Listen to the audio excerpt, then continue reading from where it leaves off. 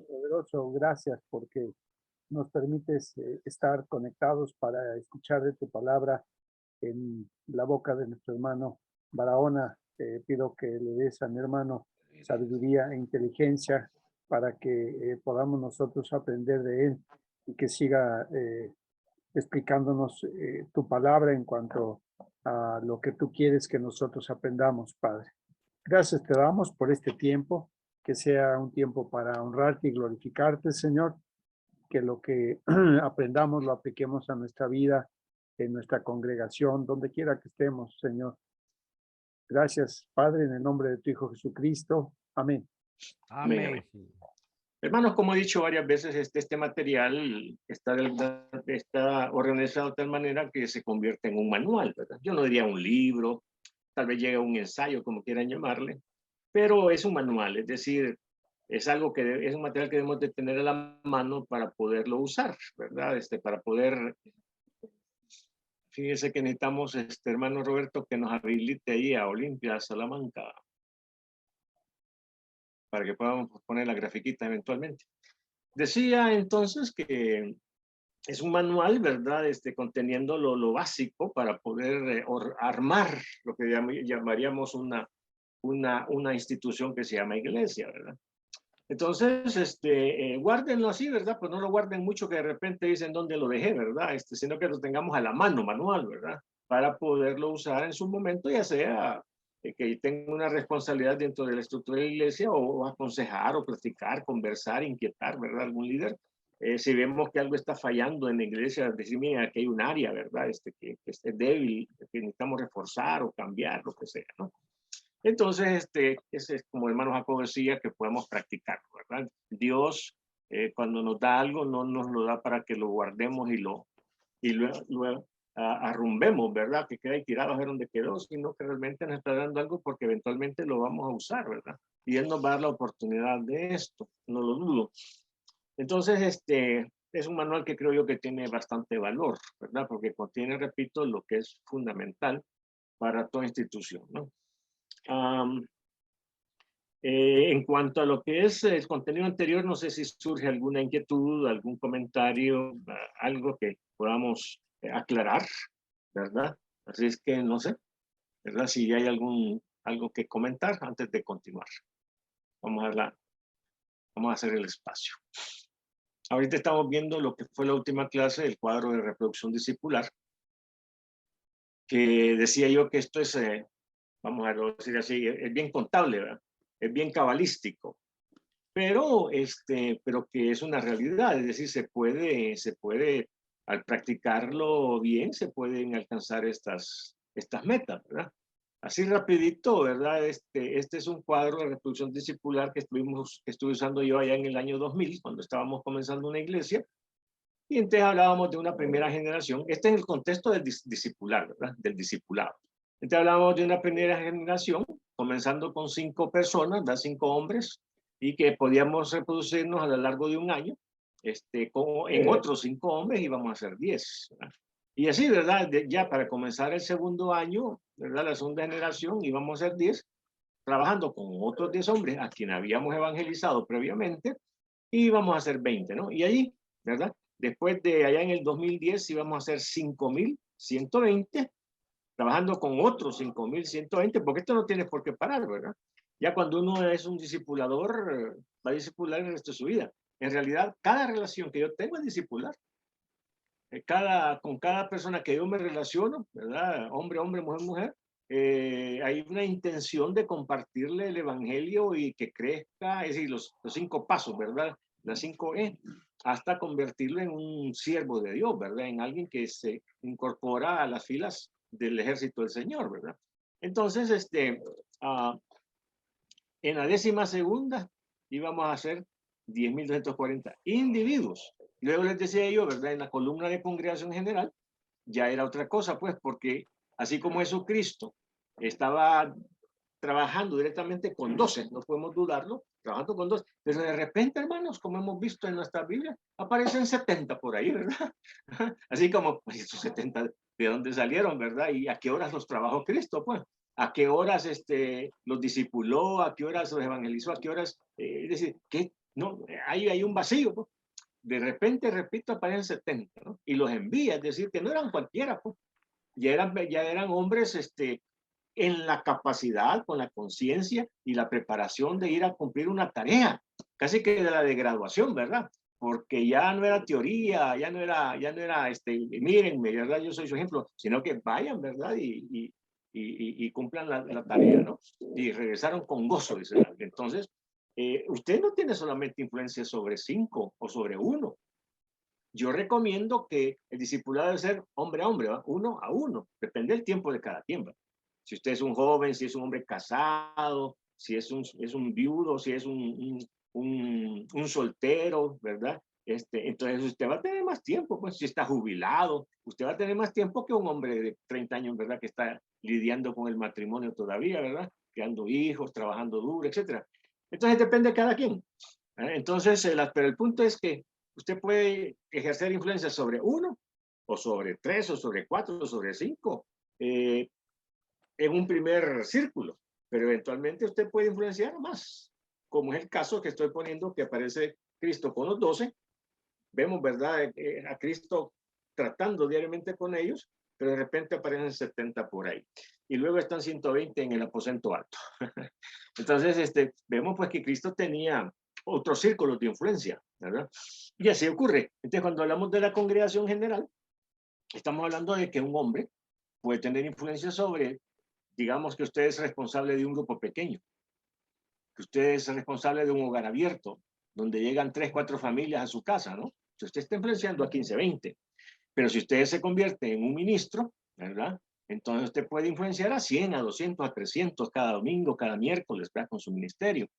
Así que aquí estamos hablando de que, bien, nosotros podemos, una persona puede reproducirse de tal manera que puede tener al final del cuadro, en la última columna, el último renglón, 11 misiones, ¿no?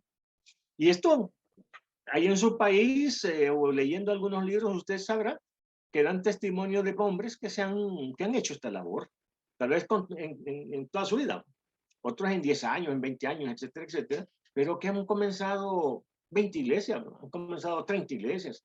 Un hombre que comenzó con una iglesia local y al terminar su vida ministerial tenía 50 iglesias hijas, ¿verdad? Es decir, esto es ponerlo de una manera bien cuantificable, ponerlo bien claro, este cuadro de lo que otros han hecho, lo que en la Biblia encontramos. Este es el modelo bíblico. Y que usted, ¿verdad? Si no lo va a hacer usted, o va a ser parte de o usted va a orar para que los pastores de este mundo, fíjense que a veces oren por los pastores, ¿va? Por los misioneros, pero ¿por qué vamos a orar? ¿Va? Bueno, oremos para que ese hombre se pueda reproducir de esta manera, esa mujer, ¿verdad? Así es que este cuadro nos sirve, ¿verdad? Para hacernos ver lo que podemos hacer. Un solo hombre, ¿verdad? ¿Sí? Se puede reproducir a lo largo de su vida, miren, en este caso, ¿verdad? En 10 años se puede reproducir en 11 iglesias, ¿no? Bueno, aquí en el país tenemos hombres que han reproducido en 100 iglesias, ¿no? En 200 iglesias, ¿no? Bien, vamos a pasar al siguiente cuadro porque este ya lo hemos visto, ¿verdad? Y es el cuadro, este es importantísimo, hermano, aquí llegamos a la cumbre, ¿verdad? A la cúspide de lo que es el contenido. Y me da mucho gusto porque este es un cuadro que recoge la evidencia de crecimiento en el libro de los Hechos. Este es un estudio del libro de los Hechos. Yo lo animaría a que no se quede con este cuadrito, ¿verdad? Que tiene 10 elementos, sino que a partir de aquí usted busque más elementos. Pero aquí estoy poniendo yo lo que es el esqueleto. Usted sabe, el esqueleto, sobre el esqueleto uno ya pone pues ahí los músculos, los órganos, ¿verdad? Todo el tejido. Aquí lo que le estoy dando yo es el esqueleto del libro de los Hechos. Y el libro de los Hechos, hermanos, su propósito fundamental es hablar de la inauguración de la iglesia y el crecimiento de la iglesia. ¿Sí? Es un libro, obviamente, que contiene doctrina, pues, ¿verdad? Eso no es indiscutible. Lo que quiero decir yo es que el propósito del libro de los Hechos es mostrarnos cómo la iglesia primitiva, cómo la primera iglesia, la primera generación de cristianos se reprodujo. ¿Qué fueron los elementos, verdad, básicos en cuanto a esto? Así que es lo que vamos a encontrar aquí. Ahora vamos a tomar tiempo, hermanos, ¿verdad? Para recibir la autoridad de la palabra de Dios y vamos a ver todos esos pasajes. Como no vamos a estar, así como en En el ciclo anterior que estuvimos hablando de las finanzas, ¿se acuerdan que hablábamos de la prosperidad en el libro de Proverbios? Lo único que hicimos fue solamente el libro de Proverbios. De ahí nos salimos solamente a hacer referencias bíblicas, pero fue un estudio del libro de los Proverbios, que hablan del dinero, de las finanzas. Ahorita vamos a hacer lo mismo. Vamos a concentrarnos en el libro de los Hechos, no en todo, sino hasta el capítulo 9, y ahí vamos a ver entonces lo que es el crecimiento, cómo se deja ver, cómo es palpable, ¿verdad? El crecimiento en estos primeros días de la iglesia cristiana. Bien, abran sus Biblias entonces, por favor, al libro de los Hechos. ¿Verdad? Queremos estudiar la Biblia. Entonces, vamos a ver cómo trabaja esto. Aquí entonces en la primera columna, donde dice paso, entonces ahí vamos a ver 10 pasos, nada más. Sé que hay más, pero el tiempo. En segundo, vamos a ver la causa del crecimiento. ¿Qué es lo que causó? ¿Cuál fue la causa de que la iglesia creciera? Un crecimiento tan bonito, ¿verdad? Y el efecto, o sea, la oración que produjo, un efecto. ¿Qué fue el efecto? Conversiones. Y ahí vamos a ir viendo y añadiendo comentarios, ¿verdad? Bueno, creo que tenemos el espacio suficiente para poder ir añadiendo, ¿verdad? Ahí en nuestras notas. Ok, vayamos entonces a Hechos 1:14. Imagínense, vamos a estudiar en esta noche todo el libro de los Hechos, ¿no? Y si no todo, pues los primeros 10 capítulos, básicamente, ¿no?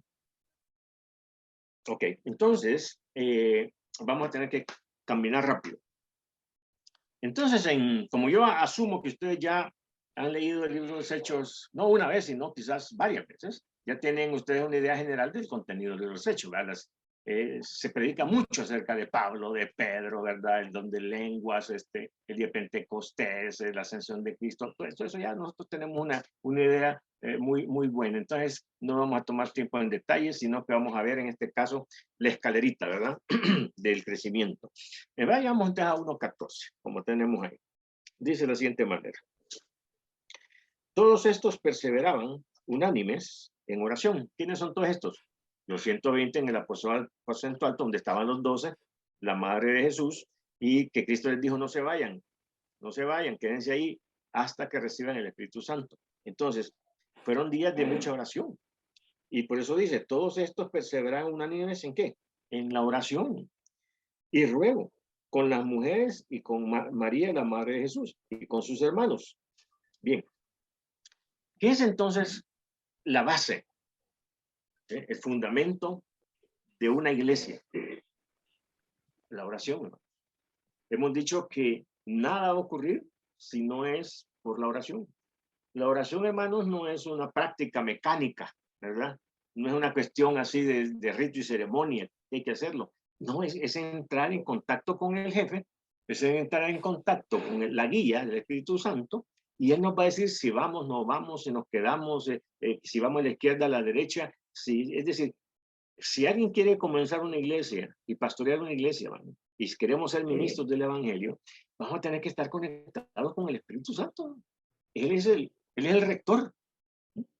Él es el que dice, caminen, paren. Entonces, la primera cosa que ellos hicieron fue orar. Sin oración, no hagamos nada, porque sin oración no va a pasar nada. Oremos, hermanos. Pero oremos hablando con el Señor, ¿verdad? Oremos indagando, ¿no? Oremos, pues sí, suplicando, rogando, que el Señor cumpla sus promesas, que esté con nosotros. Pero lo que estamos es entrar en una conversación, ¿verdad? Que en la sala, en la junta directiva de la iglesia, esté una silla para Dios. Y no que esté vacía, sino que cerciorémonos de que lo estamos oyendo, pues lo estamos tomando en cuenta, ¿no? A través de sus principios. Entonces, la oración, hermanos. ¿Qué produjo entonces la oración? Ahora, aquí vamos a ver una conjunción.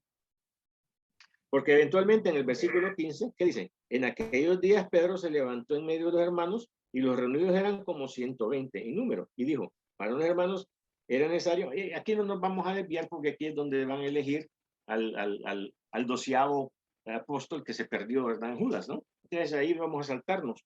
Vamos a llegar entonces al capítulo 2 y el versículo 41. ¿Qué es entonces el resultado de la oración que estoy mencionando? Oraron, llegó el Espíritu Santo y luego Pedro se levantó a predicar. Entonces, son 3 elementos en conjunción, ¿eh? La oración, no solamente nos vamos a quedar orando, ¿verdad? Y luego el Espíritu Santo, que es la clave. ¿Se acuerdan lo que dijo Jesucristo en capítulo 1, versículo, déjenme ver, versículo 6, leamos? Entonces los que se habían reunido le preguntaron diciendo, Señor, ¿restaurarás el reino de Israel en este tiempo? Él les dijo, no os toca a vosotros saber los tiempos o las sazones que el Padre puso en su sola potestad. Versículo 8. Pero recibiréis ¿qué cosa, hermanos? Poder. Y hace el año pasado estuvimos hablando de la autoridad espiritual. Y estuvimos hablando entonces del poder. El poder es aquello que Dios nos da para que podamos llevar a cabo una tarea. Poder, capacidad. Entonces Cristo les dice, no vayan a comenzar la tarea si no han recibido primero el poder del Espíritu Santo. Ya les había autorizado, ¿no? Ir por todo el mundo, pero espérense, van a recibir poder, capacidad. Entonces aquí hay una conjunción. Primero, oraron. Después esperaron que viniera el Espíritu Santo, el poder del Espíritu Santo, la autoridad, ¿verdad? Los envalentonó, ¿sí? Los empoderó. Y luego la predicación. Pedro el cobarde es el primero que ahora se levanta en medio de un ambiente hostil, ¿verdad? Difícil, y predica. Ahora, ¿cuál fue el resultado, hermanos? 3,000 conversiones. ¿Verdad? Ahí está, ¿verdad? En el efecto. Capítulo 2 y versículo 41, ¿no? Dice, así que los que recibieron su palabra, la palabra de Pedro, o de Dios a través de Pedro, ¿no? Así que los que recibieron su palabra fueron bautizados y se añadieron aquel día como 3,000 personas. Hermano, este es un fruto fantástico, fabuloso, pues. O sea, numéricamente tremendo resultado. Pero repito, es el efecto de qué? De la oración, del poder del Espíritu Santo y de la predicación. Sin estos tres elementos, una iglesia no va a crecer, no va a poder compartir el evangelio con muchos, no va a tener un fruto de esta calidad y de esta cantidad, ¿no? Así que ahí está, ¿verdad? Bien, seguimos nosotros adelante. Ahí en el capítulo 2 y versículo 3, vemos entonces que después de ese crecimiento explosivo, voy a decir yo, porque fue explosivo, ¿no? 3,000, ¿verdad? Imagínense, ¿verdad? Y entonces dice en el versículo 42, ¿qué pasó con esos 3,000? Bueno, había que procesarlos, si se quiere, ¿no? Dice, y perseveraban en la doctrina de los apóstoles, en la comunión unos con otros, en el partimiento del pan y en las oraciones. Entonces, en la vida, eso no sé si lo dije ya, pero este es el mejor momento para repetirlo o mencionarlo. Cuando hablamos de una actividad balanceada, ¿por qué? Porque hay libros que hablan de que hay iglesias que, como el ministro principal, al que hemos dicho que siempre llamamos pastor, es evangelista, ¿eh? El ministro principal es evangelista. Entonces enfatiza campañas y campañas y campañas, pero no edifica a la gente. No los enseña, no los cuida, no crea ambiente de compañerismo, de comunión, de coinonía. Entonces, imagínense, está desbalanceada esa iglesia. O si no, tenemos a un ministro principal, el principal ministro es pastor, entonces es bueno para cuidar a la gente, ¿no? Pero no evangelizan. No evangelizan, entonces la iglesia tampoco crece. Porque el énfasis es, aquí está el amor, el oremos, el compañerismo, y son una familia feliz, pero no evangelizan. Otro énfasis es que el ministro principal no es ni pastor ni evangelista, sino que es maestro. Y lo que enfatiza la doctrina. Entonces les mete a la congregación doctrina, doctrina, doctrina, doctrina, teoría, teoría, conocimiento, pero no evangelizan. Y tampoco hay compañerismo. Entonces eso no sirve. Estamos hablando de balance. Entonces aquí en Hechos capítulo 2 y versículo 42 que hemos leído, encontramos ese balance que vamos a ver una grafiquita más adelante, ¿no? Creo que el próximo miércoles. Pero repito, aquí hay 4 elementos, ¿no? Dice, y perseveraban en la doctrina de los apóstoles. Ah, doctrina. En la comunión, compañerismo, unos con otros. En el partimiento del pan, la ceremonia, que era la ceremonia de comunión con Dios. Y en las oraciones, en la vida entonces, ¿verdad? En la relación con Dios, ¿no? Entonces aquí vemos un balance. Pero ustedes dicen, si se fijan bien, hermano, mire, no aparece evangelismo, ¿verdad? ¿Qué creen? ¿Por qué creen que no aparece evangelismo ahí, hermano? Aquí está la iglesia del primer siglo, ¿no? nuestro modelo, pero aparecen haciendo 4 cosas, pero no aparecen evangelizando. ¿Sabe por qué, hermanos? Porque cuando la iglesia se reúne y se reunían en las casas era para compañerismo, para comunión, para edificación, no para evangelizar. Ellos salían a la calle, iban al templo, que era el lugar público donde se amontonaba la gente el día domingo, ¿verdad? En el tiangue, ¿verdad? En el mercado. Ahí iban ellos, ahí donde estaban los inconversos, ahí donde estaban, ahí donde podían predicar al aire libre, ¿verdad? Entonces, el evangelismo no se hace en la comunión de la iglesia, en las reuniones de doctrina de la iglesia, o de oración. No, repito, no está prohibido, no es pecado, y no es cosa de que no, ahí no se hace, hermano. Ahí estamos, aquí solo está el cuerpo de Cristo, los cristianos, los hijos de Dios. Aquí no hay que evangelizar ni invitar a nadie. Yo no estoy diciendo esto. Lo que estoy diciendo es que el lugar idóneo para poder evangelizar no es en las reuniones del domingo en la mañana. Nosotros tenemos costumbres y tradiciones evangélicas que muchas iglesias tradicionales ortodoxas dicen, bueno, un domingo al mes, un domingo al mes en la noche es el culto evangelístico. Y ustedes no me dejan mentir, hermanos. Tienen el espacio, culto evangelístico, el último domingo del mes, pero nadie lleva invitados. Entonces, ahí está el pastor predicando un sermón evangelístico para la congregación, para la iglesia, para los salvos, porque nadie lleva a nadie. Pero no quitan el culto, porque es tradición, así lo heredaron. Pues, ¿no?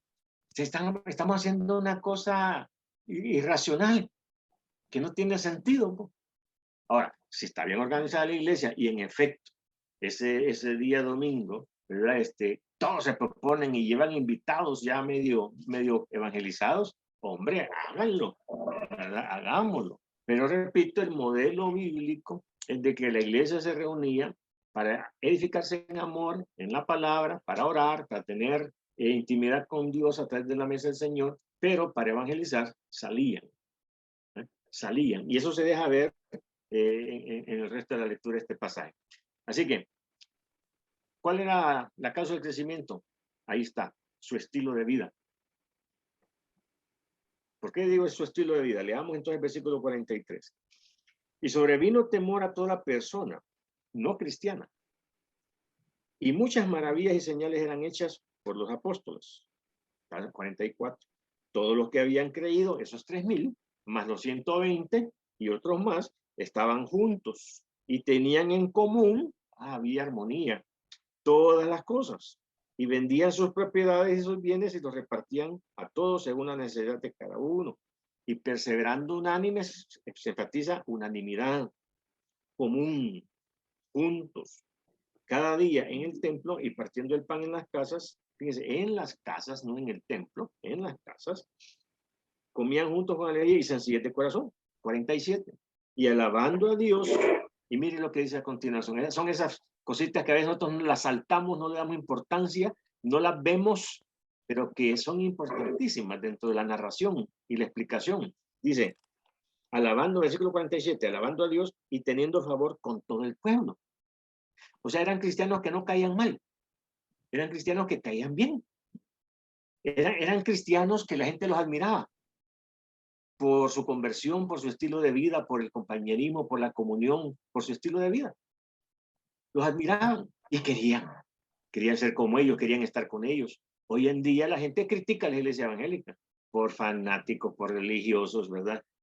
¿Por qué? Porque somos a la vez discriminatorios, ¿verdad? Que nosotros los cristianos, ustedes los pecadores y medio fariseos. Entonces, y pasamos metidos en las cuatro paredes del templo, pues. No salimos a hacer, no nos exponemos a que la gente nos vea, nos conozca y vea nuestro estilo de vida. Entonces, esto es importante. Quiero hacer un paréntesis bien grandecito. Fíjense que hace unos años, hace unos 20 años quizás, yo pastoreé una iglesia bien ortodoxa, bien tradicional, pero bien tradicional, presbiteriana, aquí en El Salvador. Y unas 60 personas. Y repito, con sus tradiciones bien marcadas, bien definidas. En aquel momento el estereotipo siempre ha sido estereotipo, es lo que digo, estereotipo, culto en la mañana, culto en la tarde, estudio bíblico el miércoles, viernes oración, y a veces jueves reunión de señoras, etcétera, ¿no? A veces todas las semanas ocupados. Y están tan ocupados haciendo estas actividades que no evangelizamos porque estamos ya la agenda cargada con este quehacer. Entonces yo me puse a pensar, a razonar, bueno, ¿cómo está esto? Primero dije yo, en la Biblia no aparece que la iglesia se reunía 2 veces el domingo. O hay alguna parte donde yo me lo he perdido, y ustedes lo conocen, que dice que la iglesia se reunía 2 veces el domingo. Dice que se reunía el día del Señor. No dice que 2 veces, ¿no? Entonces me di cuenta que la gente, y yo en cuenta, yo, ¿verdad? Que yo era el pastor, amanecíamos el domingo corriendo, ¿no? Bañando a los niños y con el desayuno a la carrera para llegar al culto. Al mediodía terminábamos, nos íbamos a la casa una media dormidita, porque a las 4 a las 5 había que estar otra vez en el segundo culto, porque si no me quedaba era carnal, ¿verdad? Y entonces el domingo la gente no descansaba, pues. Familias bien cargadas, su trabajo, y la iglesia, en lugar de estar cooperando para que estuviesen unidas, estábamos colaborando para dividir la familia, ¿no? Porque si el señor se quedaba, la señora tenía que ir a una reunión de señoras el domingo en la tarde, o tenían que dormir más o menos, descansar, y otra vez al culto. Entonces, me puse a pensar yo, bueno, pero ¿y por qué podemos mejorar este formato? Y entonces dije, bueno, vamos a quitar el domingo en la tarde. Solo nos vamos a reunir el domingo en la mañana. Pero eso era como tocar algo sagrado, ¿no es cierto? Estoy hablando de 1992. Era como tocar algo sagrado. Hermano, imagínate todo el consistorio. Hermano, ¿cómo va a creer que vamos a...? Unos se preocuparon por el diezmo, porque ya no vamos a recoger diezmo el domingo en la tarde, ¿va? Sí. Y otros dijeron, pero hermano, ¿y por qué? Si aquí estamos para edificarnos y la enseñanza. Entonces, no, hermanos, se pusieron al brinco, como decimos, y no les pareció la idea. Alguien me dijo, es que mira, a la gente no le gusta que le quiten, a la gente le gusta que le cambien. Y yo dije, bueno, exactamente es lo que estamos haciendo. Entonces, no le estamos quitando. Bueno, la intención era quitarles el domingo en la tarde, porque llegaban cansados, llegaban por puritito amor al Señor, ¿verdad? Porque ni modo, porque es el culto, si no soy carnal, y el pastor me va a regañar y me va a preguntar que qué me hice el domingo en la tarde, que ya me estoy perdiendo, que me estoy enfriando, y etcétera. Entonces, pero mi intención era, mi preocupación era, es que muy cargado el domingo, hay gente que trabaja de lunes a sábado en la mañana y nosotros los agarramos todavía y no los dejamos descansar, y esto es destructivo para la familia, pues. Entonces, creo que el Señor me iluminó y lo que comenzamos a hacer fue lo siguiente. Agarramos todos los domingos en la tarde, domingo en la mañana nos tocamos culto de adoración, de alabanza, ¿verdad? De inspiración. ¿Sí? Y entonces, pero el domingo en la tarde dijimos, bueno, primer domingo, familia en casa. Segundo domingo, familia de paseo. Tercer domingo, familia de visita. Cuarto domingo, ¿eh? Familia en la Santa Cena. Y cuando hablamos, voy a repetir. Primer domingo, familia en casa. Hermanos, quédense en su casa, ¿verdad? Durmiendo, platicando, comiendo, ¿verdad? Pero estén como familia juntos. Los niños lo van a agradecer, vaya. Al fin estamos aquí en la casa con mi papá, ¿verdad? Con mi mamá. Segundo, familia de paseo. Váyanse a dar una vuelta por ahí a algún parque, ¿verdad? A algún club, a algún pueblo, etcétera. Y me hacían falta domingos, porque después teníamos familia de visita. Y ustedes decían, no sé si a usted le ha pasado, espero que sí me pueda explicar, pero cuando una persona se hace evangélica, el resto de la familia lo resiente, porque dice, vaya, vos lo metido en el culto, pasas ahora. Solo falta que te lleves la cama y a la iglesia, le digan a uno. Y tienen razón, porque entonces yo ya como familia evangélica, que estoy domingo en la mañana, domingo en la tarde, ya no tengo tiempo de visitar a mi mamá, o de visitar a la abuelita, o de visitar al tío. Entonces, ¿cómo yo les voy a poder compartir el evangelio a mi familia si no tengo el tiempo? si no los veo, porque estoy metido en la iglesia. Así que familia en casa. Y cuando yo decía familia en casa, advertía a los hombres. Porque no, el hombre decía, bueno, ya que no ir al culto y el pastor ya nos está dando la tarde libre, me voy a jugar fútbol, va. Y ustedes dejábamos a la mujer y a los hijos y ustedes no lográbamos nada. Pues si la idea es que tuviéramos comunión como familia, entonces, familia en casa. Y quédense en la casa. Segundo, familia de visita. Vayan a visitar a sus parientes. Y para tener la oportunidad de compartirle, ¿va? Familia de paseo. Vayan ahí repito, a algún lugar donde han querido ir siempre, pues, como familia y disfruten, que los niños lleven la bicicleta, ¿verdad? Y lo que a veces hacíamos nosotros, ya que teníamos un parque cerca del local de la iglesia, pues que algunas veces el domingo en la mañana nos quedábamos para almorzar juntos.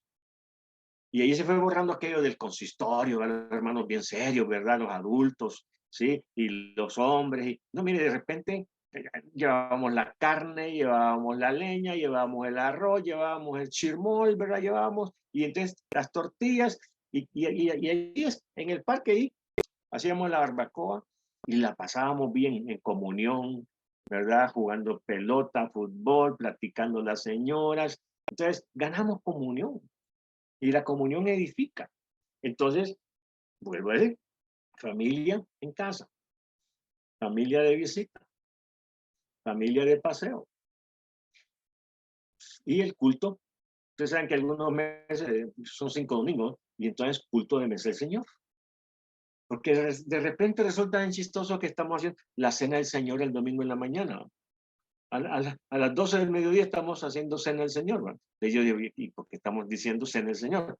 Hablemos de la mesa del Señor, ¿va? Que puede ser desayuno, puede ser almuerzo, puede ser cena. Entonces, hasta esos cuidaditos hay que tener para que vayamos de acuerdo con la realidad. Así que teníamos entonces un domingo, sí, que llegara al local de la iglesia y ahí teníamos la mesa del Señor, ¿sí? La Santa Cena, con mucha adoración, con muchos testimonios, que se ponía muy bonito, ¿no? Entonces, ven pues que podemos hacer actividades más edificantes, ¿no? Que no vengan a destruir a la familia. Un hombre y una mujer que no se miran, que pasan separados toda la semana por el trabajo, cansados, y nosotros todavía le metemos 2 cultos. No es lógico. Estoy dándoles un ejemplo. Ahora, yo sé que debe estar rompiendo este estereotipo, ¿verdad? Esta costumbre. Me metí en problemas, ¿verdad? De repente hay otras iglesias, ¿cómo se llama? Criticándonos. ¿Qué pasa, verdad? Eso casi lo llevaron al terreno de la herejía. Pero después comenzaron a copiar. Cuando comenzaron a ver el testimonio y lo bonito del asunto. Y de repente teníamos en San Salvador muchas iglesias que comenzaron a quitar el culto en la tarde, ¿no? Espero que para aprovecharlo mejor. No solamente quitarlo porque entonces el pastor podía quedarse descansando y los demás durmiendo. No, es que había propósitos mejores para hacer esto. ¿Me explico? Entonces, hermanos, estoy hablando yo de esto un ejemplo muy cercano a lo que estamos viendo aquí en Hechos 2:42, que la iglesia perseveraba en 4 cosas. Esas 4 cosas me sirven a mí de parámetro para yo buscarlo hoy en el 2022, buscar en mi congregación el practicar esto. Va a depender del país, de las circunstancias, si es ciudad, si es pueblo pequeño, si es zona rural, la práctica, cómo vertirlo.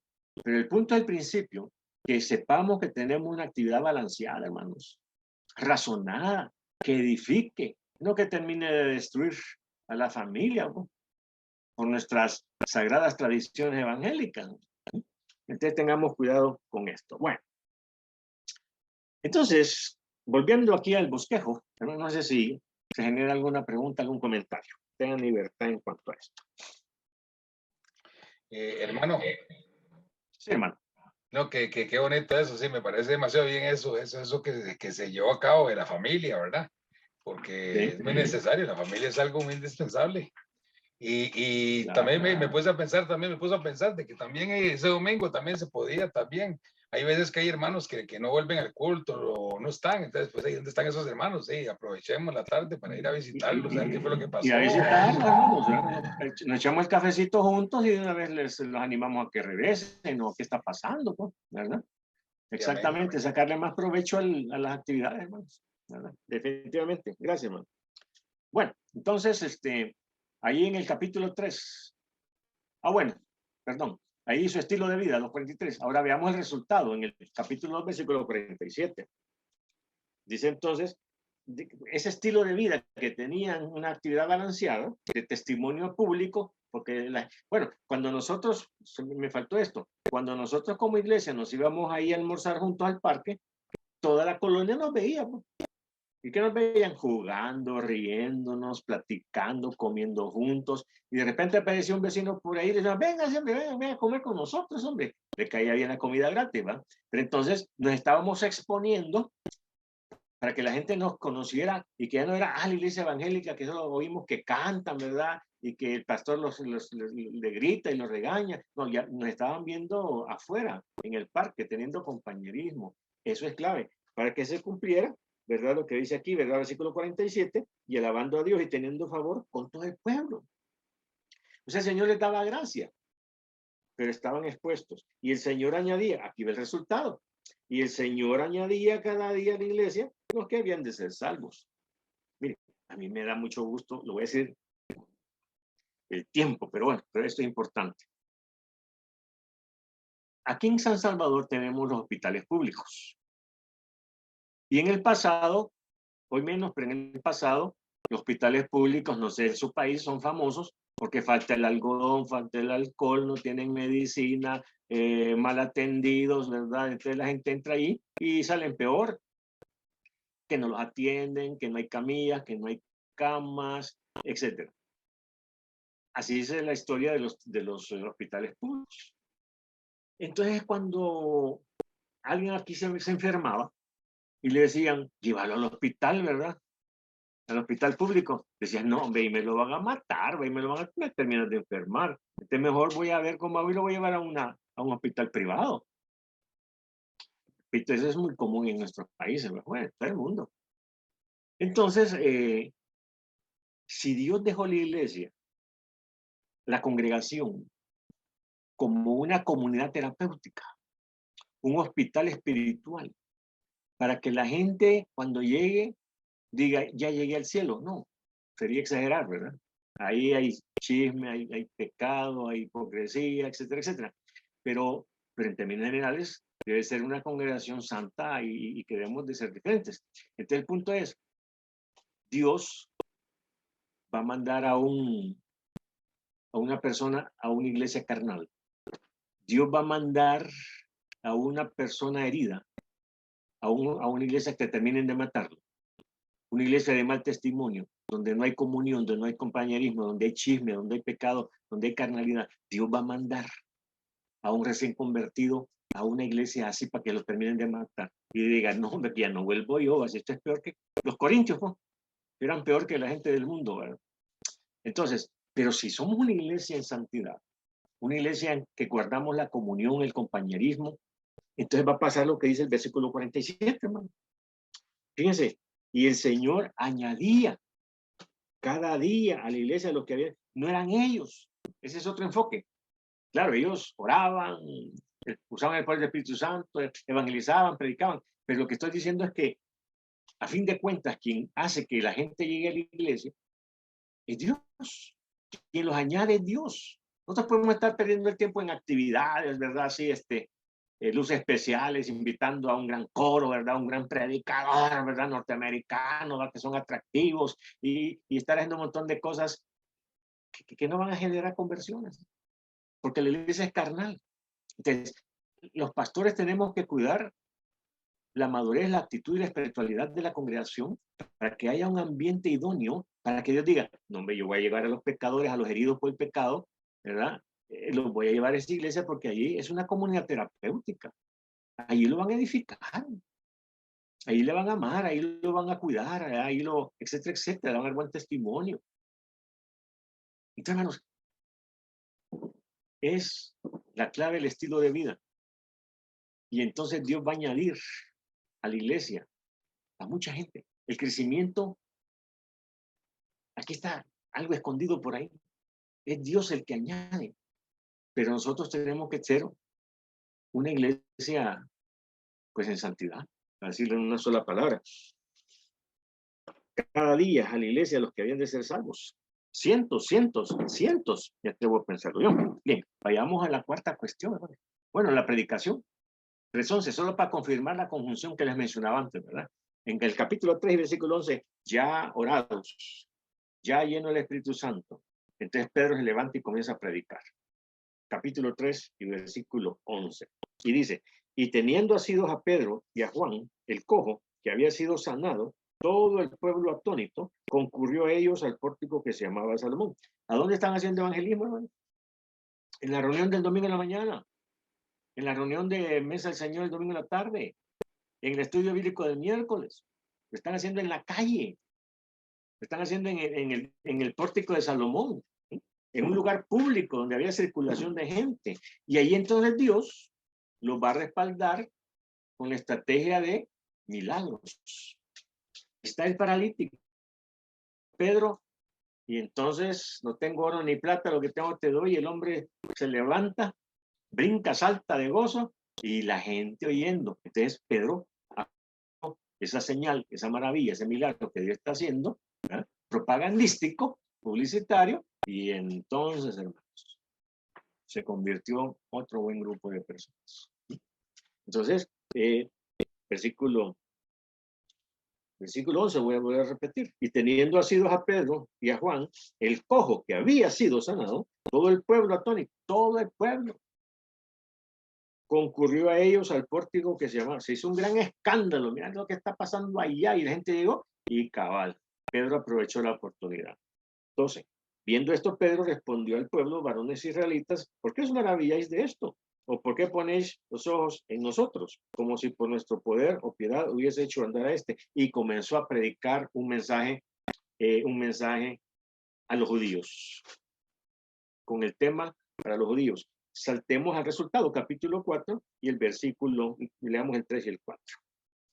Entonces, ¿qué es lo que dice ahí, verdad? 4:4. Dice, versículo 3. Y les echaron mano y los pusieron en la cárcel hasta el día siguiente, porque era ya tarde. Después de la predicación de Pedro, los metieron presos. Pero el resultado está aquí. Pero muchos de los que habían oído la palabra creyeron, debido al milagro del cojo. Y el número de los varones era como 5,000. Ven el crecimiento expansivo, explosivo en el libro de los Hechos. 3,000. Ahora 5,000. Y se va, y las cantidades van a seguir creciendo. Entonces, ahí está de nuevo. La predicación. Vuelvo a decir algo que dije hace unas semanas en otro curso. La diferencia entre enseñar y predicar, ¿cuál es, hermanos? Enseñar es transmitir información en un aula, en una conferencia el día domingo, en un culto dominical el día miércoles, es enseñar. Pero predicar es proclamar. Proclamar es afuera de una muchedumbre, en un lugar abierto, proclamar el evangelio de Cristo. Tiene que ver un poquito más con predicar, con evangelizar, un sermón evangelístico. Es la diferencia. Entonces, ahorita en la iglesia tenemos mucha enseñanza, un montón de maestros, pocos predicadores, pocos proclamadores, pocos hombres que se atreven a ir a la plaza pública, por mencionar un lugar tradicional, pero hay otros forums donde nosotros podemos ir y compartir el evangelio a los no cristianos. Vamos al número 4. Muchas señales y prodigios. Si nosotros somos bautistas, presbiterianos, nos va a costar un poquito, vamos a recibir esto con temor y temblor, ¿verdad? Con mucho cuidado y con lupa. Hermanos, aquí está diciendo muchas señales y prodigios. Estamos hablando de milagros como el del cojo, como las lenguas allá en el día de la inauguración de la iglesia. Estamos hablando de muchas señales y prodigios, hermanos. Entonces, en el capítulo 5 y el versículo 12, dice de la siguiente manera. Estamos hablando de otra actividad que produce un crecimiento, un efecto de crecimiento. Dice, por la mano de los apóstoles se hacían muchas señales y prodigios en el pueblo y estaban todos unánimes en el pórtico de Salomón. no es en las casas, sino en el pórtico de Salomón, en un lugar público. Porque las señales no se hacen en el culto el domingo en la mañana, así a puerta cerrada, ¿verdad? Entre cuatro. Está bien, no estoy diciendo que sea malo. Se puede hacer en la casa, en una casa de un enfermo que me invitan a orar, ¿verdad? Como dice Santiago, invita a los ancianos a orar, y la oración de fe va a salvar al enfermo. No, hay diferentes ámbitos, contextos. Se puede ir a orar a una casa y el milagro lo van a ver el papá, la mamá, los hermanos. Pero la estrategia de Dios es hacer grandes milagros en público, para que eso atraiga a la gente y vean algo del poder de Dios. Y nos da la oportunidad a nosotros de compartir el evangelio. Entonces, usted dice, pues que yo soy bautista y a mí esos los milagros también me enseñaron que ya pasó y que yo soy presbiteriano y que yo creo que esto y lo otro. Y mi hermano, ahí sería una contradicción, porque si usted me dice, hermano, ore por mí, bautista, ¿no? Ore por mí porque mi hijo está enfermo, está pidiendo que ore para que suceda un milagro, ¿o no? Si el momento que usted me pide que oremos es porque que Dios actúe, ¿no? Y Dios va a actuar ocupando la medicina, ocupando el médico, o sin médico y sin medicina, el paciente se va a sanar. ¿Sí? ¿Creemos o no creemos en milagros? Ahora, la cuestión es cómo administramos los milagros, pues, ¿verdad? Hacemos así unas campañas medio más cargadas de emoción que de fe, ¿no? Pero eso dejémoslo porque no es el tema ahora, pero el punto es que Dios ocupa las señales y los prodigios, hermanos. ¿Y cuál fue el resultado? Bueno, y aquí no es la primera vez que aparece, porque déjenme que les dé otro pasajito ahí para que lo añadan en ahí en el capítulo 2 y versículo 43, dice, y sobrevino temor a toda persona, y muchas maravillas y señales eran hechas por los apóstoles. En Hechos 2, 43. Desde el principio de la iglesia, los milagros estuvieron presentes como testimonio de Dios de que esa predicación era de él, ¿verdad? Que él estaba presente en esa actividad. Y en el 5:12, ¿verdad? Lo acabamos de leer. El resultado en el versículo 14. Y los que creían en el Señor, fíjense la palabra, hermanos, aumentaban más. Aumentaban más. Otro gran número, así de hombres como hemos, si aquí dice gran número, y allá hemos hablado de 3,000 y 5,000, esas son nuestras referencias. Cuando hablamos de gran número, ¿sí? Y que aumentaban, no estaba hablando de 15 ni de 20.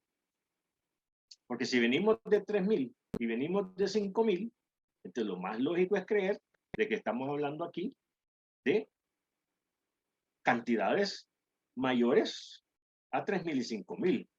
Por lógica. No estoy diciendo que así dice el pasaje, pero por lógica, ¿no? Diría yo, por deducción. Podemos deducir que cuando habla aquí de un número indefinido, decía yo que en matemáticas, ¿verdad? Hay cantidades definidas y cantidades indefinidas. Por ejemplo, 3,000, una cantidad definida, 3,000. Pero cuando decía muchos, pues aquí no se está hablando de 1,000,000, de 500, de 20, depende del contexto.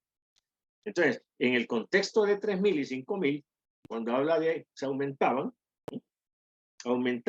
y gran número, yo creería que estamos hablando de cantidades superiores a 3,000 y 5,000, o en ese contexto, ¿no?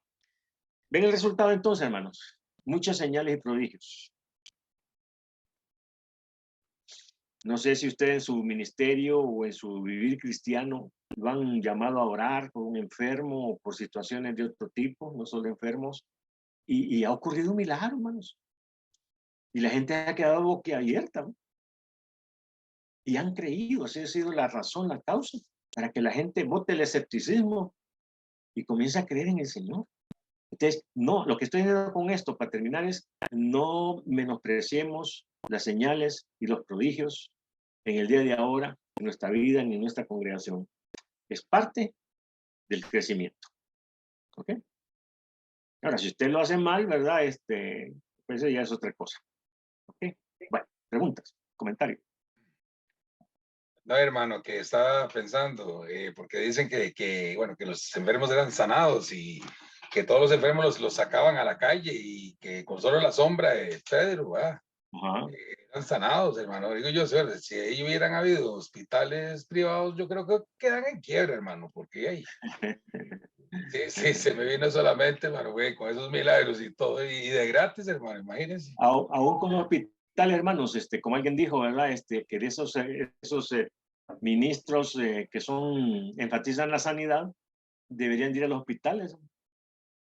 Eso es como una crítica de la gente, ¿verdad? De los escépticos, porque hacen grandes campañas ahí en el templo, en un ambiente mágico, lleno de emociones y a veces de engaño. Entonces la gente se sanó. Entonces dice, andate al hospital, ¿verdad? A ver si sanas ahí a los que tienen problemas serios, ¿verdad? Con enfermedades terminales. Ahí te quiero ver. Y tienen razón. ¿Eh? Esos evangelistas, esos sanadores, yo los quisiera ver en el hospital, pues. Pero bueno, Eh, mucho que decir ahí, ¿verdad? precisa- Sí, Precisamente eso quería preguntar. sí, David. Vemos que, pues, digamos, el porcentaje aquí de esos prodigios y señales, pues es grande, ¿va? Sí. Pero en la actualidad, ¿qué tanto es ese porcentaje que se den estas señales y prodigios? Pues falta de fe, mi hermano. Si no oramos, no va a pasar, ¿verdad? Si hemos dejado de orar esperando resultados, repito, no podemos caer ahí como en aquellos que, ahí en el libro de los Hechos nos advierte de aquellos que cuando vieron a Pablo sanando, de danos de ese don para nosotros andar casi cobrando por sanar, ¿va? Eso es deformar y fueron castigados duramente, ya sabemos. No, tenemos que tener mucha madurez y espiritualidad para manejar este poder que Dios nos ha dado, ¿verdad? Pero lo que yo sí estoy diciendo es que hoy en día por diferentes razones nos hemos quedado cortos con el asunto de orar, ¿verdad? Y de la sanidad. Tenemos que comenzar, y yo estuve trabajando con una denominación bien linda, ¿verdad? Que creen mucho en esto, y ellos, yo sé que hay denominaciones pentecostales que abusan de esto y casi que le enseñan a cada miembro, lo inducen a que ore, ore, ore, ore, ore, pida, ay, ay, ay. Mire, la Biblia es bien clara cuando dice que no todos tienen el don de sanidad, ¿no? Ahí en Corintios. No todos tienen el don de sanidad. Pero, ¿cómo puedo yo en una congregación de 100 saber quiénes lo tienen y quiénes no? Sino por darles la oportunidad de que oren en casos de enfermedad, en casos, ¿verdad?, donde esperamos un milagro. Entonces, esta congregación, con mucha madurez, con mucha espiritualidad, le provee a cada miembro la oportunidad de que descubra su don y si tiene el don de sanidad, que lo usen. No es un abuso, ¿verdad? Ni es una cuestión así, ¿verdad? Es donde todos tienen que hablar en lengua porque no son carnales y si no sanan todos, pues entonces estamos mal, ¿no? No, eso no es bíblico porque no encontramos eso en la Biblia. ¿Hablan todos en lengua? Dicen, no. ¿Todos tienen el don de sanidad? Pues no. Pero los que lo tienen, ayudémosle a encontrarlo y que lo usen. Porque no solamente le van a usar como testimonio público para que la gente vea y se conviertan, sino porque hay enfermos entre nosotros. Y hay gente que necesita un milagro de Dios en su vida.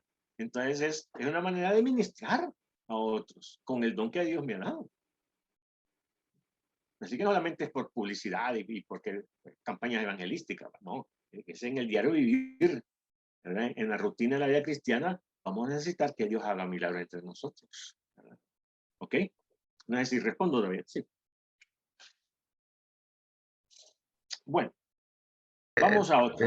Sí, Sí, solo que, por ejemplo, digamos, alguien con escasos recursos económicos y se ve, digamos, en una necesidad médica, por ejemplo, a veces, por decirlo así, digamos, pues le queda más, no más que orar, pues, y pedirle a Dios, pues, alguna sanación.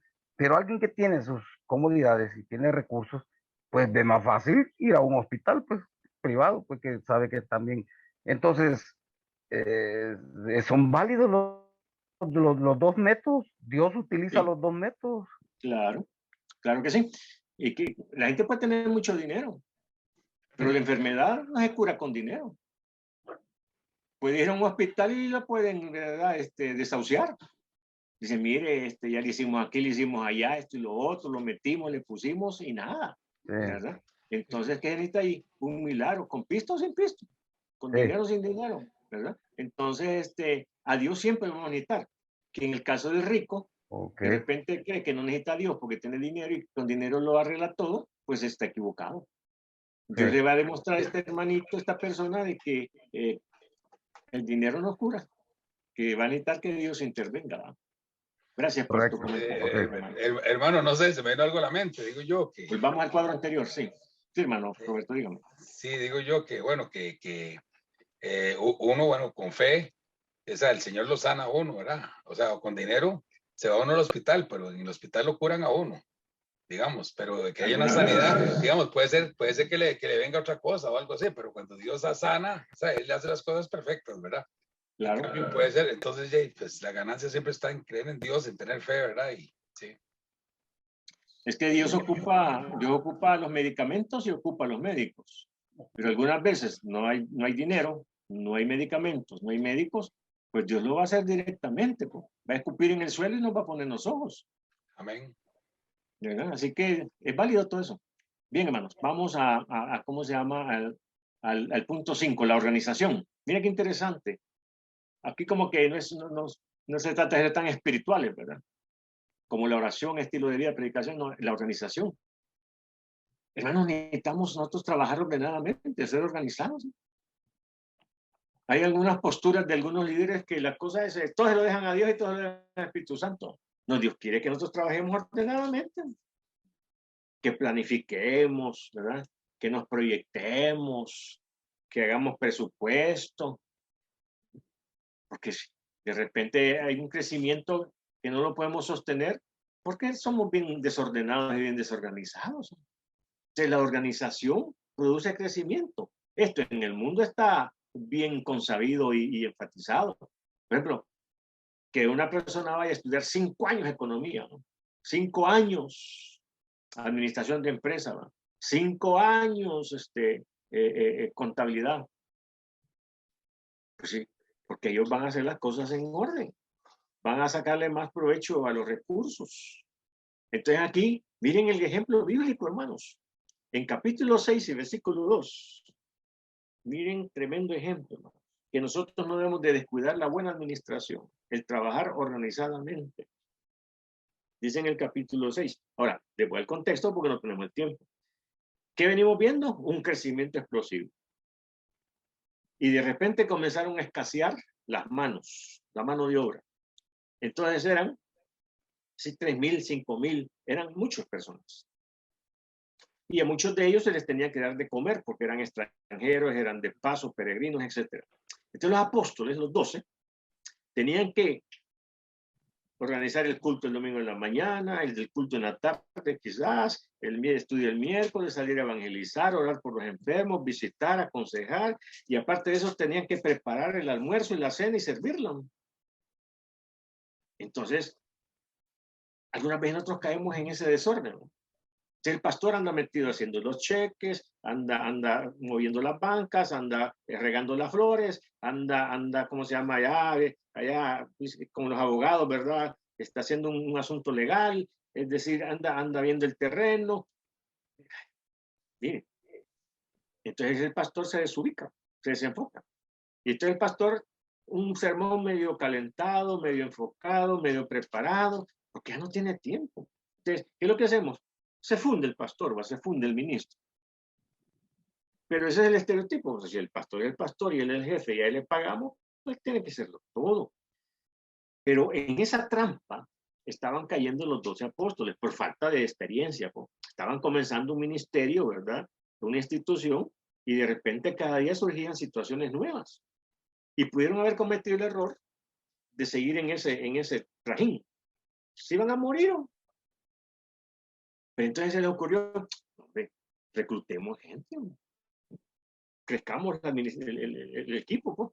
Busquemos personas adecuadas para esta actividad y nosotros volvamos a lo nuestro, pues. Zapatero a tu zapato. Entonces, volvamos nosotros, no nos desubiquemos.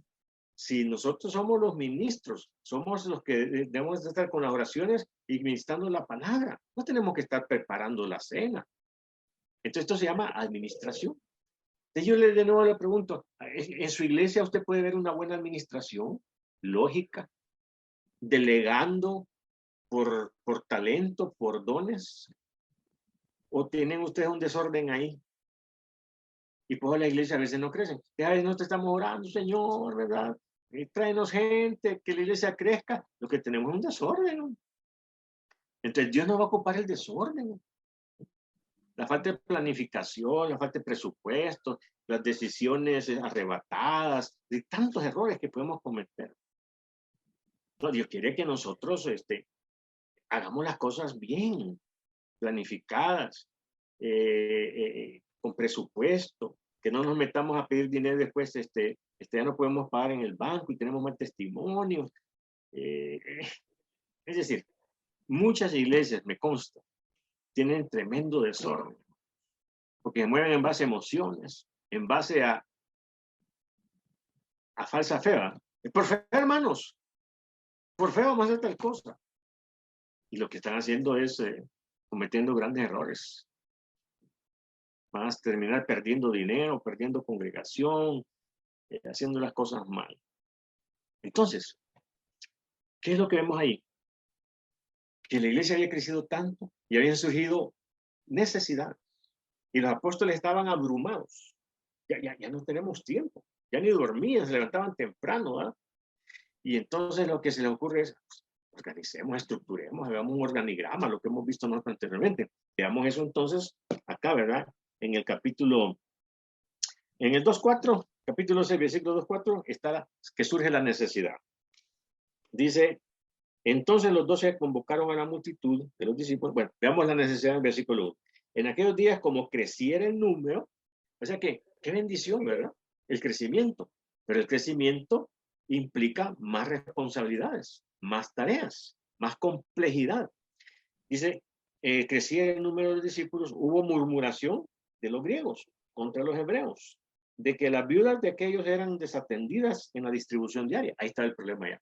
Y ese problema atentaba con el crecimiento, con el testimonio de la iglesia. Si ellos no arreglaban eso, el crecimiento se iba a detener seguramente. O la primera división, ¿verdad? Porque ahí hablamos de murmuración, la murmuración divide, ¿verdad? Entonces ya las mujeres de estos y las mujeres de los otros estaban causando problemas. ¿Cómo resolver? Cuando hay una mala organización, eso repercute en división en la iglesia. No, ya me voy en esta iglesia porque aquí son los hijos de no sé quién, aquí la familia no sé qué, y los que se enrollan ahí con el pastor, y esto lo otro, y ocurre lastimosamente, ¿verdad? Algunas veces. Pero entonces ellos, organización. ¿Y qué hacen entonces? Versículo 2, aquí está la respuesta. Entonces los 12 convocaron a la multitud de los discípulos y dijeron, no es justo, o sea, no es correcto, que nosotros dejemos la palabra de Dios para servir a las mesas, que nos desubiquemos, porque ya no era un comedor público. En nuestra iglesia hace años se pensó en poner un colegio. Éramos una iglesia de unos 500 miembros, 400 miembros. Y dijeron, bueno, ¿por qué no comenzamos un colegio para los hijos de nuestros miembros y pues para otros? Y una opinión muy sabia dijo, sí, es correcto, pero cuidado porque de repente el colegio nos va a robar la atención y entonces ya la iglesia no va a ser iglesia, sino que toda la iglesia vamos a estar preocupados por el colegio, por la matrícula, por los pupitres, por los niños, por los maestros, por aquí, por allá. Entonces, que no nos desubiquemos. Entonces, de repente hay iglesias que se desubicaron porque comenzaron un CDI, ¿verdad? De niños con huérfanos, que comenzaron ahí un colegio, que comenzaron otras cosas y se desubicaron. Entonces, lo que están diciendo los apóstoles, no nos desubiquemos, volvamos al ministerio de la palabra y de la oración y busquemos gente, preparémosla, capacitémosla para que hagan, ¿verdad? Le respondan a esta necesidad que surge por el crecimiento. ¿Okay? ¿Qué está pasando en estas iglesias? En su iglesia. De repente no le estamos dando una respuesta lógica de buena administración a una situación, circunstancia, y entonces nos está impidiendo que nosotros sigamos creciendo, o va a impedir que el crecimiento continúe y se dé.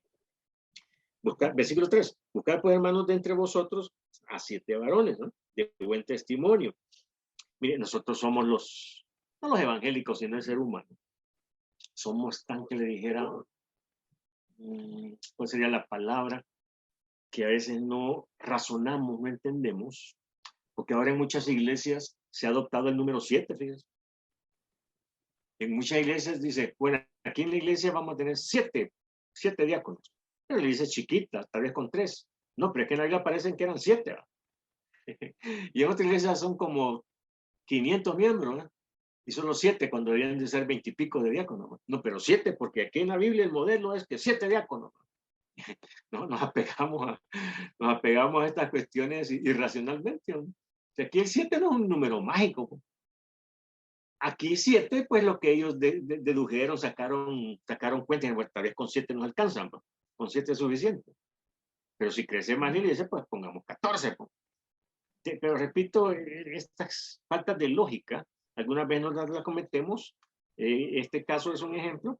¿verdad? Así que continúo, porque eso es observación en el camino. Entonces, fíjense qué interesante. Ponen a la gente a buscar dentro de ellos, porque ellos se conocían bien, versículo 4, y nosotros persistiremos en la oración y en el ministerio de la palabra. Volvamos a nosotros a lo que es nuestra tarea, y entonces surgen los diáconos, como hemos visto ahí en el organigrama. 5. Agradó la propuesta a toda la multitud, y eligieron a Esteban, varón lleno de fe y del Espíritu Santo, a Felipe, a Prócoro, a Nicanor, a Timón, a Parmenas y a Nicolás, prosélito de Antioquía, a los cuales presentaron ante los apóstoles, quienes orando los aprobaron, les impusieron las manos. Dijeron, ¿ustedes conocen a esta gente? ¿Cumplen los requisitos? Sí, ok, entonces nosotros vamos a ponerle las manos y lo aprobamos. Lo sellaron. Ahora, ¿a dónde está de nuevo nuestro enfoque? ¿En qué resultó la planificación? ¿En qué resultó la buena organización? ¿En qué resultó? Versículo 7. Y crecía la palabra del Señor. Y el número de los discípulos se multiplicaba grandemente. De nuevo, ya no aparecen 3,000, 5,000, ¿verdad? Sino que eso en el contexto se multiplicaba grandemente. En el contexto era superior a 3,000, superior a 5,000. Se multiplicaba grandemente en Jerusalén. También muchos de los sacerdotes obedecían a la fe. ¿Ven? Acción, resultado, ¿no? Causa, efecto. ¿Cuál es el efecto del crecimiento? Pues busquemos la causa. ¿Su iglesia no crece? Pues busque las causas. Probablemente algo de esto que hasta hoy hemos mencionado no se está haciendo bien en su iglesia, o no se está haciendo. Se está haciendo mal. O sea, no tenemos que inventar nada, ¿no? Porque la Biblia nos da la administración, pues la Biblia nos da la clave para poder tener una iglesia creciente. Una buena iglesia. Y es lo que estamos viendo. Vamos a ver. ¿Qué horas son? ¿Cuánto tiempo nos va quedando? Nos quedan 20 minutos. ¿Okay? ¿Comentarios?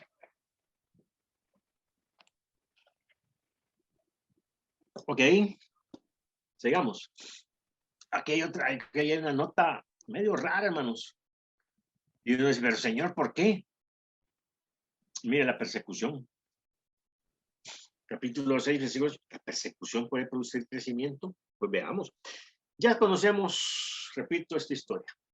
Esteban, el primer mártir de la iglesia. Lo acusan falsamente las autoridades y terminan apedreándolo. Y después del apedreamiento se envalentonan la gente y comienza una persecución de la iglesia. Y ahí surge el famoso apóstol Pablo, ¿no? La primera vez que aparece el apóstol Pablo, ¿no? Entonces, en el capítulo 6 y versículo 8, dice, y Esteban, lleno de gracia y de poder, hacía grandes prodigios y señales entre el pueblo. Mira, ahí están de nuevo. Buena predicación, pero también señales una vez más, ¿no? Y entonces, en el 8:1, saltemos el capítulo 8, versículo 1. Después de que él ha predicado, ¿verdad? Y termina acusando a la religión, a los religiosos judíos, entonces se enojan y entonces dicen, matemos a este, porque nos está acusando. Y entonces, versículo 1 del capítulo 8. Y Saulo consentía en su muerte, el apóstol Pablo. ¿La muerte de quién? De Esteban, que lo acaban de apedrear. En aquel día hubo, ¿qué cosa, hermanos? Una gran persecución. Bueno, ya matamos a Esteban, agarraron valor, ¿verdad? Y entonces comenzaron a perseguir a los otros apóstoles y a los otros cristianos. ¿En qué resultó la persecución? Dice, una gran persecución contra la iglesia que estaba en Jerusalén. ¿Por qué enfatizan porque estaba en Jerusalén? Porque hasta entonces, todo esto que estamos viendo estaba ocurriendo ¿dónde? En Jerusalén. Pero ¿qué le había dicho el Señor? Ir a todo el mundo. ¿A dónde? A Judea, a Jerusalén, Judea, Samaria y hasta lo último de la tierra. Entonces, esto no estaba pasando. Entonces, ¿qué es lo que hace Dios? Empujarlos, obligarlos, porque el nacionalismo, ¿eh? Pues el cristianismo es para los judíos, no es para los gentiles, ¿no? El nacionalismo, ¿no? Entonces, el concepto de misiones no lo tenían. Ellos, aquí podemos hacer teología, pero el concepto de los judíos era no ir, sino traer. No era centrífuga, sino centrípeta. La actividad de ellos. Significa pues que no eran, ellos están pensando en ir hasta el último de la tierra. Lo oyeron, pero no lo entendieron. Ellos lo que hacían era que todos los pueblos que quieren ser salvos, que vengan aquí a Jerusalén. ¿Va? Pero Dios había dicho, tienen que ir ustedes hasta lo último de la tierra. Es como no habían entendido esto, y el crecimiento había sido bueno en Jerusalén, ahora dice Dios, bueno, es tiempo de que salgamos fronteras, ¿no? Que saltemos fronteras. Y entonces los va a sacar de Jerusalén. ¿Y qué es lo que tiene que hacer? Empujarlo, ¿no? Persecución.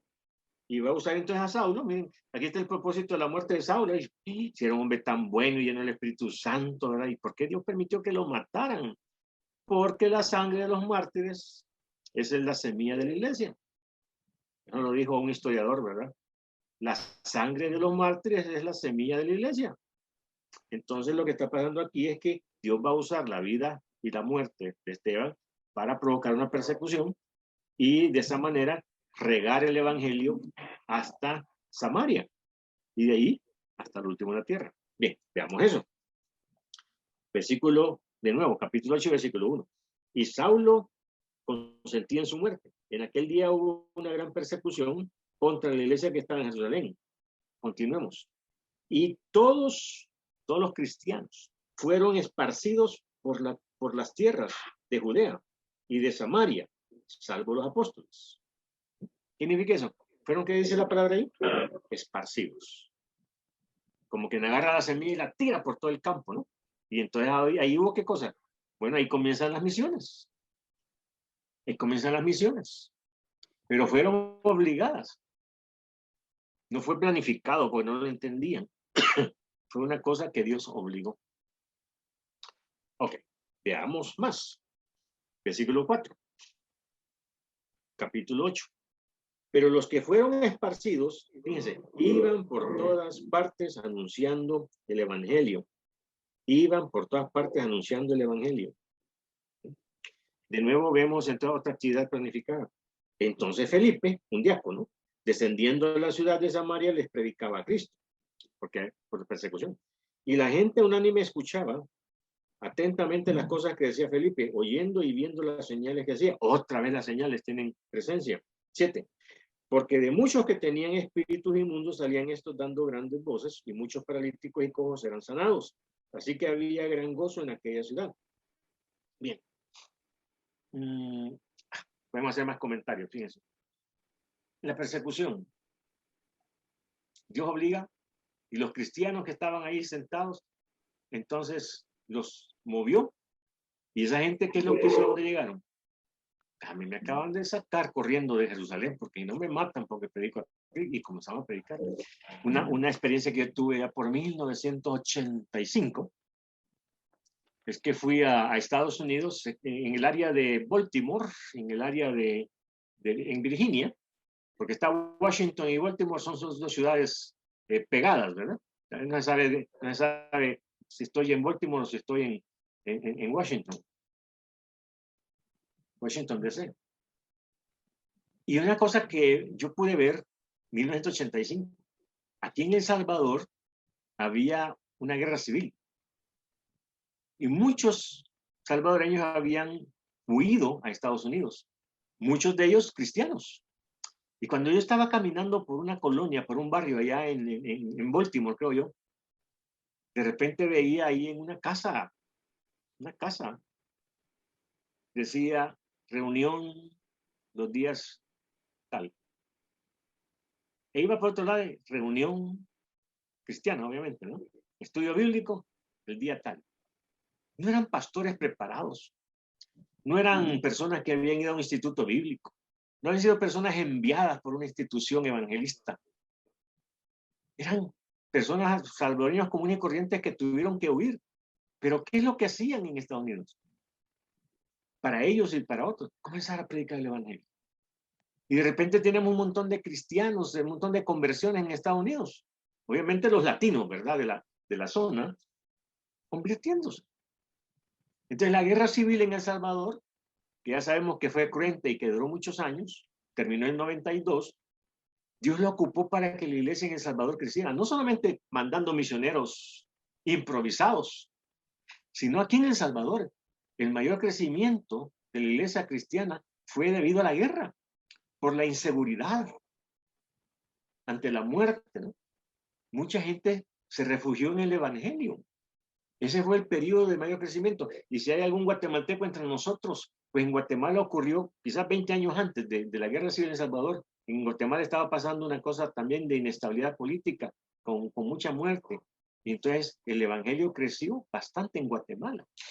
Así que, hermanos, cuando hay una guerra, oremos para que esta guerra de Ucrania termine en miles de conversiones. Sabemos que están muriendo miles, pero que termine en miles de conversiones. Esta semana recibí una foto de mi hija que, como les decía aquel día, le estoy pidiendo oración por ella porque vive en Rumanía, vive y trabaja en Rumanía, y nos mandó una foto de la iglesia donde ella se reúne. Y la foto eran como 20 a 25 personas y decía entonces ella allí, estos son los refugiados de Ucrania que se están reuniendo con nosotros en la iglesia el domingo. Porque los ucranianos son ortodoxos, o sea, católicos, con otro nombre. Pero estaban metidos en una iglesia evangélica, bautista. Esperamos que la ayuda, el testimonio, y obviamente sé que van a aprovechar de compartir el evangelio. Oremos, hermanos, para que esta guerra que el diablo la quiere, porque es el que ha venido a matar y a destruir el diablo, usando nuestras pasiones, como dice Santiago. ¿De dónde vienen las guerras? De vuestras pasiones. Pero que esto Dios lo use para que muchos se conviertan a Jesucristo de esta guerra en Ucrania. Oremos por esto. Le estoy poniendo algo de la vida real ahora, ¿verdad? No es teoría. Ven, crecimiento, ¿verdad? Veamos en el capítulo entonces 8 y versículo 4. Repito, pero los que fueron esparcidos iban por todas partes anunciando el evangelio. Obviamente hubo muchos resultados. Bien, veamos quizás la última, y es la conversión de hombres claves. Sigue la 7 de la planificación, pero ya le he comentado, así que vamos a saltarnos al número 8, la conversión de hombres claves. Miren, esto es clave. Esto es clave. Vamos a ver, pensemos en su iglesia, hermano. Aquí tenemos varias iglesias. Tal vez iglesias de 50, de 100, 200, 300, no sé. O tal vez alguna mega iglesia de 5,000. Así se clasifica hoy en día. Pero hermanos, el crecimiento va a comenzar, aparte de lo ya visto, cuando se conviertan hombres y mujeres claves, que Dios va a usar para producir un avivamiento. La historia de las iglesias evangélicas en Europa, Estados Unidos, están llenas de, bueno, ahí nos venden libros, ¿verdad? Donde un Carlos Spurgeon, Charles Spurgeon, el príncipe de los predicadores, ¿verdad? Y su ministerio fue tan grande y tan vasto que miles se convirtieron. O los Wesley, ¿verdad? Los Wesley, los hermanos Wesley en Inglaterra. Se convirtieron estos dos y hacían campañas de avivamiento, campañas evangelísticas donde miles se convirtieron. Se convirtió Pedro y habían por su predicación 3,000, 5,000. Esteban por su muerte. Pero hermanos, cuando se convierte el apóstol Pablo, un hombre clave, es donde comienzan las misiones. Primer viaje misionero, segundo viaje misionero, tercer viaje misionero, ¿verdad? En todo el orbe, en Grecia, en Turquía, en el Asia Menor. O sea, Pablo fue un hombre clave que Dios usó para producir un crecimiento ya no en Jerusalén o en Judea, sino en Samaria y hasta lo último de la tierra. Hermano, en su iglesia usted ore. Tal vez usted puede revisar, bueno, esto en una iglesia de 50, usted revise y dice, quiero ver, sé que hay un hombre, una mujer clave en esta iglesia, que Dios ocupe para producir un crecimiento explosivo, ¿no? Un avivamiento, que es una expresión que usamos. O tenemos que orar para que en nuestro país, en nuestra ciudad o en nuestra iglesia se convierta un hombre clave, una mujer clave, para que haya un crecimiento explosivo.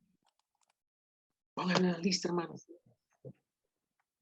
Pónganlo en la lista. No tiene que ser el pastor principal, no tiene que ser el ministro, ¿verdad? Puede ser cualquier miembro de la iglesia que Dios puede ocupar para producir un crecimiento por su don, por la voluntad de Dios. Oremos por hombres claves. Ahora demostrémoslo en el caso de Pablo, hermanos. La conversión de hombres claves, capítulo 9, versículo 1. Dice entonces, Saulo, el apóstol Pablo, respirando aún amenazas y muerte contra los discípulos del Señor, vino al sumo sacerdote y le pidió cartas para las sinagogas de Damasco a fin de que si hallase algunos hombres o mujeres de este camino, los trajese presos a Jerusalén. Ve, ahí dejémoslo porque ya de ahí ya sabemos la historia, ¿no? El tipo era un criminal, ¿no? En el nombre de Dios, por su celo. Y entonces del capítulo 9, versículo 1 al 15, vemos su conversión. Pero saltemos, porque esa historia la conocemos, al capítulo 9 y versículo 20. Y en el versículo 20 ya se le apareció el Señor, ya quedó ciego, ya lo recogió Bernabé, me parece, y entonces Dios le dice lo siguiente: vayan conmigo al capítulo 9 de Hechos, pero vamos antes del 20 vamos a leer lo siguiente. Dice versículo 15. El Señor le dijo, ve, porque instrumento escogido me es este. Fíjense lo que está diciendo el Señor Jesucristo acerca de Pablo. Instrumento escogido me es este. Ah, eso me huele a mí a una misión especial, a una tarea espectacular. Porque instrumento escogido me es este. ¿Para qué? Para llevar mi nombre en presencia de los gentiles, no de los judíos, y de reyes, de gente importante, y de los hijos de Israel. Acuérdense que Pablo, hermano, o sea, esto tenemos que atarlo. El apóstol Pablo. Bueno, usted dice, yo quisiera predicar el evangelio al presidente de la República de México, o al presidente de la República de Costa Rica. Yo quisiera predicar el evangelio. Pero yo aquí abajo, ¿verdad? Y yo sin contactos, y a mí que me van a andar oyendo, ¿no? Pero ¿qué está diciendo Dios de Pablo? Lo he escogido para que lleve el evangelio a los reyes. ¿Se acuerdan que cuando Pablo cayó preso y el libro de los Hechos termina con un Pablo preso, pero que ha apelado al César? Ha pedido, bueno, miren, ustedes aquí en un juicio me están haciendo un juicio chueco, ¿va? Y entonces en el Imperio Romano, un ciudadano común y corriente podía pedir que su causa fuese expuesta delante del mismo César. ¿Y qué es lo que hace el apóstol Pablo? Dice, mire, a mí llévenme delante de César y ahí voy a exponer mi causa.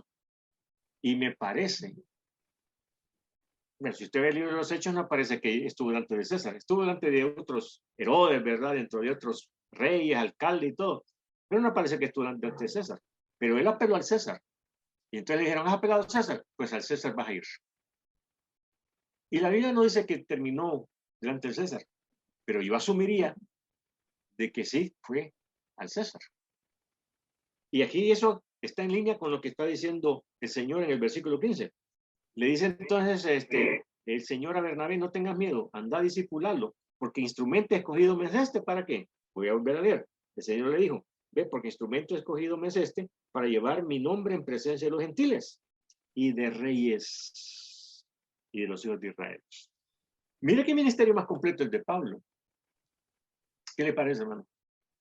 Un hombre clave que Dios lo usó, no solo para predicarle a los judíos, sino a los gentiles. Inauguró las misiones a los reyes, al César. O sea, un hombre clave. ¿Por qué no pedirle? Yo pues, hermano, si algo sé yo a la edad que tengo y después del ministerio que estoy terminando, no soy yo un hombre clave en ese nivel, en esa envergadura. Pero tengo que orar todos los días para que en mi país o en mi ciudad se convierta un hombre clave. Yo lo animo, hermano. Le dejo ahí, ¿verdad? Esa cuestión en su mente. Ore por un hombre clave en México, en Costa Rica. Tal vez ya lo hay. Pero de la envergadura de Pablo, no sé. En Ecuador, en Honduras, Guatemala. Hermano, esto es la Biblia. Yo no estoy fantaseando delante de usted. No estoy hablando fantasía. Estoy diciendo que los efectos del crecimiento que encontramos en los hechos, que el libro de los hechos nos da testimonio, que el Espíritu Santo nos da testimonio del crecimiento, es a causa de estas cosas que hemos visto. Y una de ellas es hombres claros. Y vamos a terminar, si me regalan un minutito. Tengo 2 minutos. Terminemos con el número 10, el discipulado. Lo voy a decir así. Aquí tuve que haber comenzado. El número 10, en realidad, debería ser el número 1. Porque hemos estado hablando de todas las causas del crecimiento en los hechos. Pero el crecimiento comenzó en los evangelios con Jesucristo. Vayan conmigo a Marcos capítulo 13 y versículo 13. Todo comienza con Dios, todo comienza con Jesucristo, hermanos. Marcos capítulo 3 y versículo 13. Ojo, todo comienza con Dios, todo comienza con Jesucristo. Los demás somos imitadores de Cristo, colaboradores de Dios. Pero aquí está el ejemplo. ¿Saben cómo se llama, hermano? El famoso discipulado, hermanos.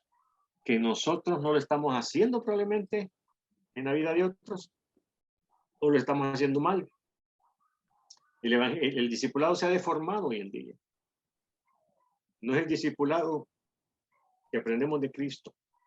Por eso en Marcos capítulo 3, versículo 13, no voy a hacer un gran comentario por el tiempo, pero leámoslo, dice.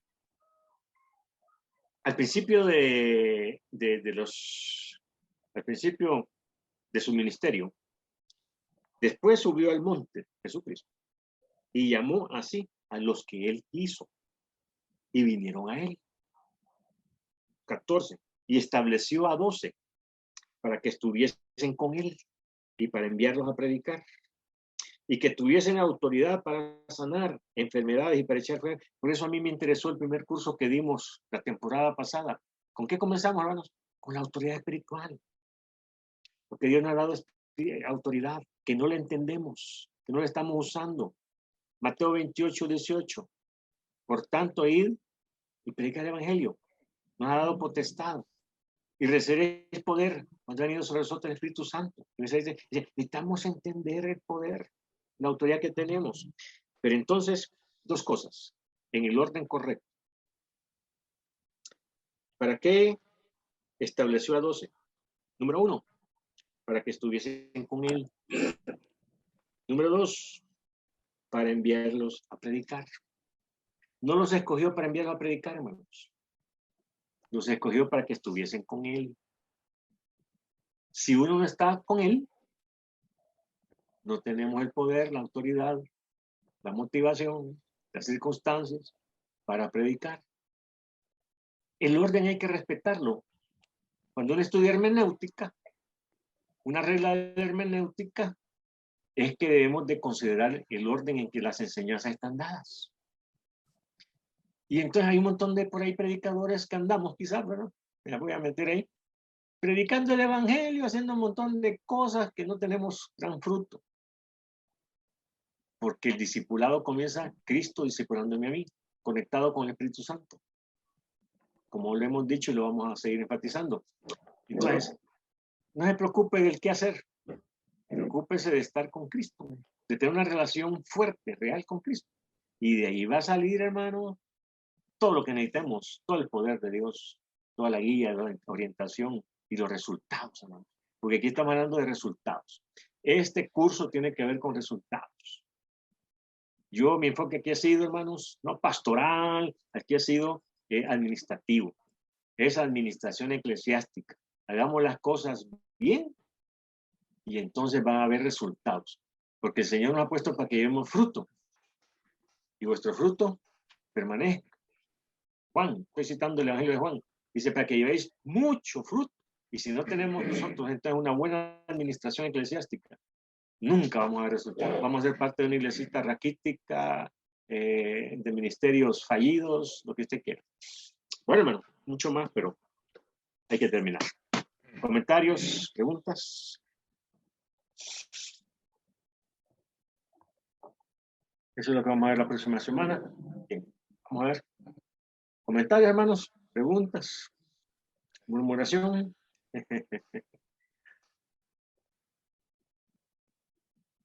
Para que alguien no murmure, mejor que hable ahora o que calle para siempre. Pastor, buenas noches. Buenas noches, hermanos. Buenas noches. Solo quería tal vez enfatizar lo que usted mencionó, ¿no? Qué importante es detectar, digamos, cuál es la falla o el inconveniente que tiene para que una iglesia no crece. Y creo que es importante eso, saber el motivo por qué no está creciendo para poder ayudar, ¿no? En ese sentido. Cuando una iglesia no crece, está tal vez muchos años en la misma situación, es identificar el motivo, ¿no? Que me pareció interesante, pastor. Sí. Aquí tenemos suficientes insumos, hermana, para que usted pueda, a la luz de estos criterios bíblicos, ¿verdad? Porque lo que yo he dado, hermano, es tratando de no meter mis ideas o experiencias, sino qué dice la Biblia, ¿verdad? En los hechos, en cuanto a aquellas cosas que producen el crecimiento. Entonces, a la luz de esta listita, ¿verdad? Que hemos encontrado en los hechos, comencemos a ver nuestra iglesia, ¿verdad? Compararla. Repito, no para condenar, no para otra cosa, no más que para poder, bueno, si yo veo algo en mi iglesia que es deficiente, mi responsabilidad será, si no tengo poder de opinión o mi pastor no tengo la mano, pues oremos. Oremos, Señor, mira que hay un área que yo creo que hay que cambiar. Y el Señor de la mies pues va a hacer el cambio, ¿verdad? Sí, sí, pastor, muchas gracias. A usted, hermana, por su comentario. No sé, ¿alguien más? ¿Algo más? Si no, pues, ¿verdad, hermano Roberto? El tiempo es suyo. Bueno, ahí, benditos a Dios, bueno, por esta palabra, qué bendición. Carlita, tal vez que nos despida en oración y los hermanitos que abran la camarita para sacar una foto después de la oración. Una pregunta, hermano, ¿quién va a quedar responsable la otra semana para aperturar sí, el... ya hablé con Silvia, sí, Silvita va a estar. Bueno, perfecto. Carlita, Oramos entonces, sí. Señor, gracias te damos en esta hora porque pudimos reunirnos, poder conocer cuáles son los elementos que dan crecimiento dentro de la iglesia, poder sustentarlo con tu palabra en el libro de los Hechos. Te pedimos que podamos aplicar lo que hemos aprendido en este día en nuestras iglesias, poder orar para que haya un crecimiento, Padre. Te lo pedimos, Señor, en Cristo Jesús. Amén. amén. Amén. Muchas gracias. Bueno, sonrían.